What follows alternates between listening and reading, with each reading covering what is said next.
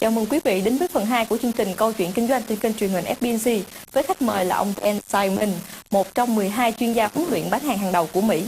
Thank you, Mr. Dan Seidman, again for joining us. So I know that you just trained in a training course in Vietnam. So what occasion that bring you to Vietnam this time? And do you know anything about Vietnam market?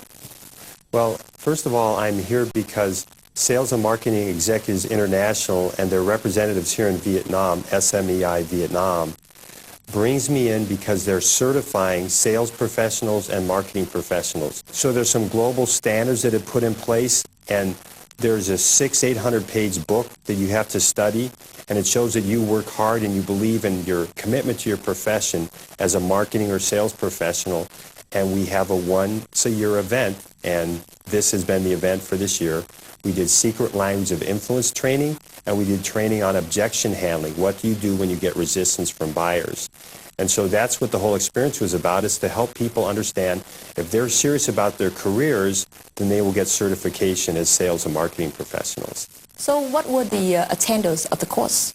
Well, this audience was interested in probably sales more than marketing because my training is focused on actual sales, but there were marketing professionals in the room as well. So you have entrepreneurs, sales executives, marketing executives, and sales professionals.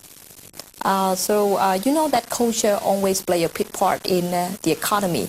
So therefore, how do you apply your experience as well as your theories into the Vietnam market? That's a good question. What I've done is I've taken a lot of sound psychological practices and built it into existing sales training. So that psychology is based on what we know about human behavior. I'll give you an example. Today, there's a lot of evidence that shows that you have to have some emotional context to a conversation in order to help somebody buy. So people buy emotionally, and then they rationalize their decision in a logical manner. So we start to build in emotional components to the sales training. So that's something new and fresh, but it applies to all cultures. Now, one of the most important things we teach is that salespeople need to know whether somebody loves good things, new things, goals, good ideas. Or, in contrast, whether they're a problem solver. They like to look at issues that have to be fixed inside of a company, and they have a different way of making decisions. They focus on problems instead of goals and good things.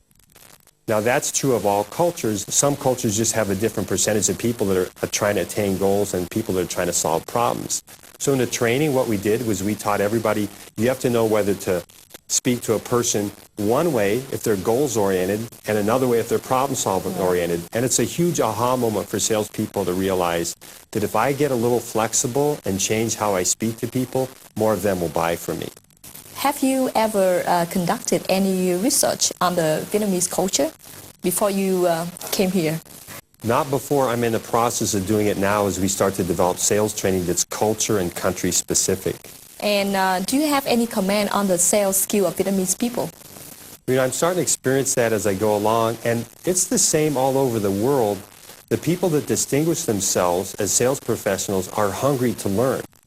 So the people that show up for events like this or go and get sales training or read books or listen to CDs or watch videos, those are the people that are going to rise in their profession.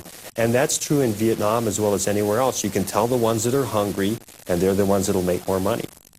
So here's one of the things I learned about the Vietnamese people. I studied a lot of the history of the Vietnamese people, and then I got caught up in reading about myths and legends. And so I have to tell you, I'm kind of disappointed that I wasn't born of a dragon and a fairy. I'm just born of two human parents. But I've gotten over that now. Here's why that's relevant to sales training, though, is every culture has their stories. And I'm a professional story collector and a professional storyteller. And so when we gather all these stories up, like at the training program we did, we had people share their most embarrassing moments. So we heard other stories of people's good and bad experiences in sales. So you start to collect stories from other cultures and you realize, okay, here's how I can use stories in sales training. I'll give you an example.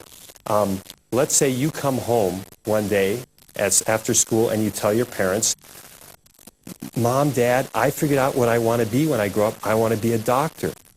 And your mother says, that's wonderful, dear. Doctors are so well respected. You'll have a nice house. You'll probably get a nice spouse. I'm so happy you've decided to become a doctor.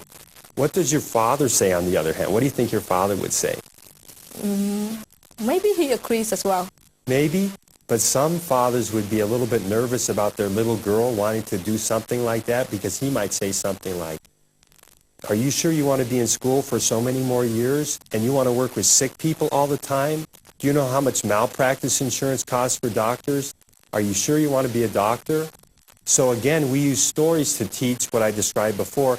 People who gravitate towards good ideas, your mother, or people like a father that might say, I see problems existing here.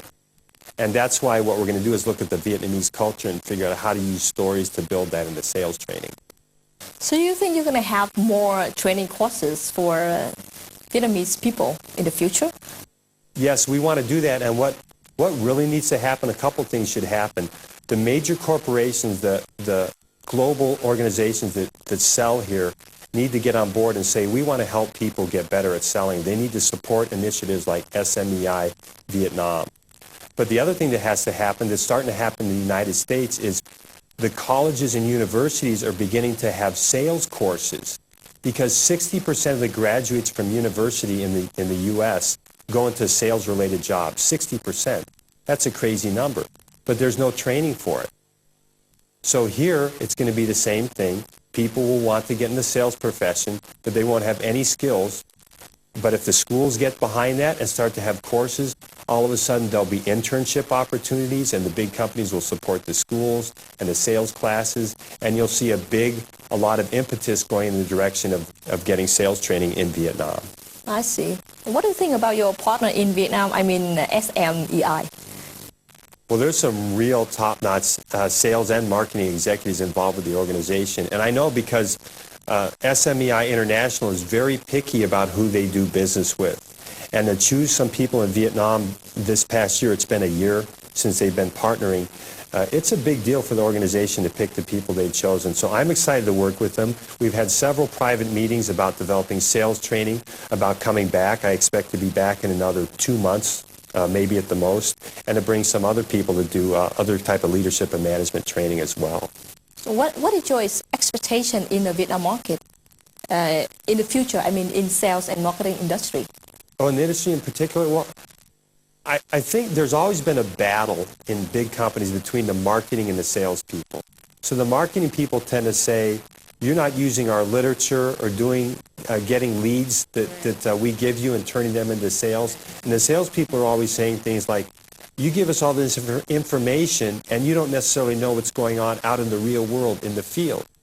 So what we want to do is get them to come together and at least be friends, maybe not be family as much as just friends, and learn to get along with each other all the time anyway.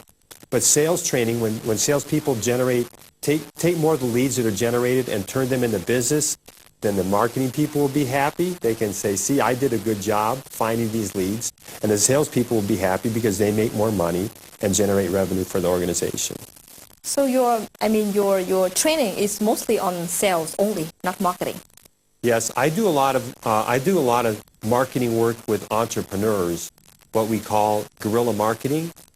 And I did a really interesting article called The 800-Pound Lie of Guerrilla Marketing. An 800-pound gorilla is an idiom in the United States for the big player, the biggest company, like a Microsoft is the 800-pound gorilla in the computer marketplace.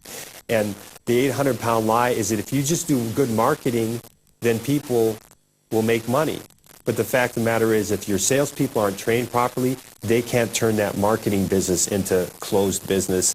And so that's why we need to get these people together and get the salespeople trained so the marketing people look like heroes. Yeah, that's very good information. Thank you. Kính thưa quý vị vừa xem xong phần 2 của chương trình Câu chuyện kinh doanh.